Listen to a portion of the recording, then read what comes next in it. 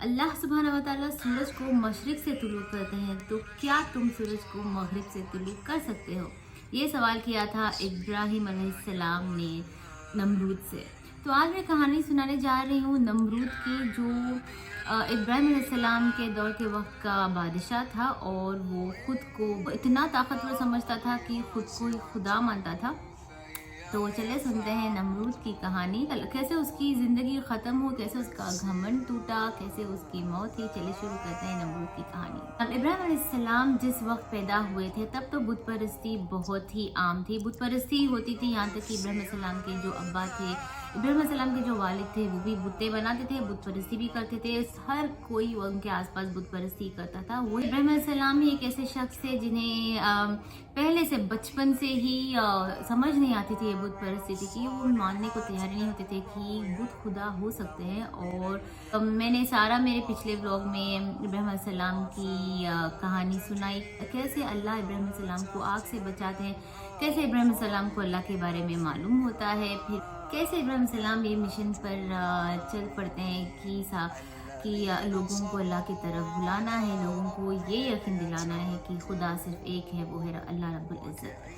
तब जब ये वाक़या होता है, लोग जब इब्राहिम अलैहिस्सलाम को आग में जलाने की कोशिश करते हैं और कैसे अल्लाह इब्राहिम अलैहिस्सलाम को आग से बचाते हैं, ये बात नमरूद तक पहुंचती है। जब इब्राहिम अलैहिस्सलाम को अल्लाह आग से बचाते हैं, बहुत से लोग अल्लाह की तरफ आ भी जाते हैं, लेकिन लोगों के डर से लोग नमरूद के उस वक्त का जो बादशाह था नमरूद, उसके डर से बहुत से लोग अल्लाह की तरफ आते थे लेकिन जाहिर नहीं करते थे। लेकिन इब्राहिम अलैहिस्सलाम उस वक्त इतने मशहूर हो चुके थे कि एक शख्स है जो अल्लाह की तरफ बुलाता है। नमरूद तक ये बात पहुंचती है और नमरूद के दरबार में इब्राहिम अलैहिस्सलाम को बुलाया जाता है और नमरूद इब्राहिम अलैहिस्सलाम से सवाल करता है कि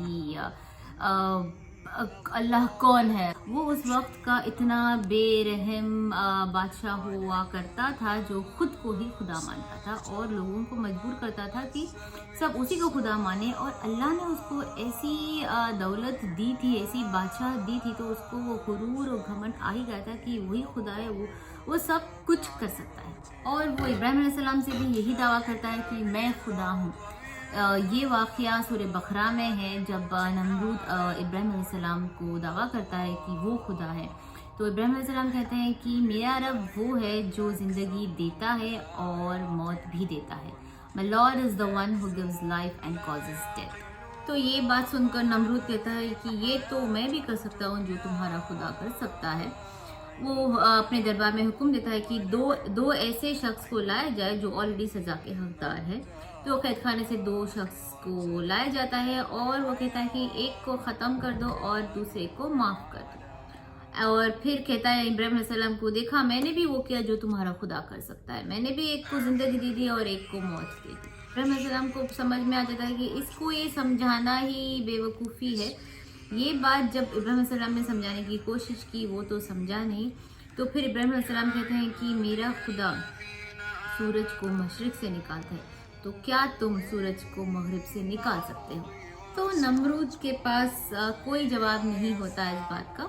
तो वो कहता है कि तुम्हारा अल्लाह आसमानों का खुदा है, मैं ज़मीन का खुदा हूँ। इब्राहिम अलैहिस्सलाम चले जाते हैं वहाँ से। तो वो तो दंग रह गया, उसके पास कोई जवाब नहीं था। इतना सुनने के बाद भी उसको कोई हिदायत मिली। जब उसने ये देखा कि इब्राहिम अलैहिस्सलाम को अल्लाह ने आग से बचाया, फिर भी उसको अल्लाह का खौफ नहीं आया, फिर भी उसका थोड़ा भी यकीन अल्लाह की तरफ नहीं आया। वो तो ये मानने को तैयार ही नहीं था कि अल्लाह है।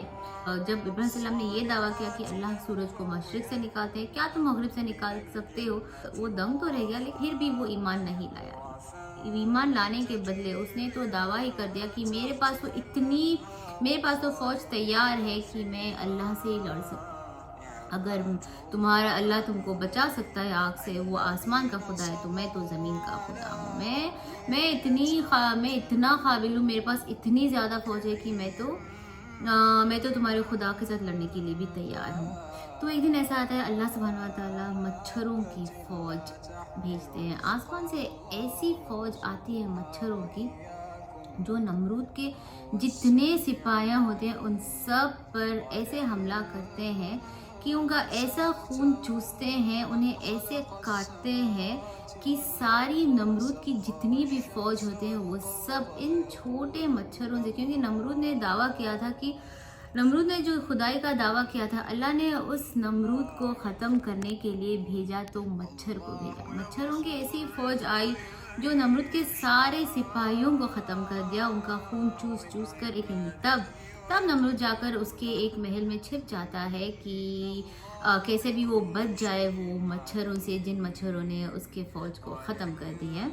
फिर एक लंगड़ा मच्छर अल्लाह से मुखातिब होता है और वो कहता है कि या अल्लाह, मैं कितना बदनसीब हूँ, मेरा पर टूट चुका है और मैं जंग में दूसरे मच्छरों की तरह मैं अपना हिस्सा नहीं दे पा रहा हूँ, मैं दूसरे मच्छरों की तरह मैं जंग में नहीं लड़ पा रहा हूँ। फिर अल्लाह सुब्हानहू व तआला का हुक्म होता है इस लंगड़े मच्छर को कि जाओ और इस शख्स को, नमरूद को हलाक कर दो। फिर ये लंगड़ा मच्छर जाता है उस महल की तरफ जहाँ पर नमरूद छुपा हुआ है और अल्लाह के हुक्म से वो मच्छर नमरूद के नाक में घुस जाता है और नाक में घुसकर सीधा वो उसके भेजे में चला जाता है और धीरे धीरे उसके भेजे को काटने लगता है, खाने लगता है। तो धीरे धीरे अल्लाह के हुक्म से वो मच्छर उसका भेजा खाना शुरू करता है। तो नमरूद जो इतना बेरहम बादशाह, तो ना जाने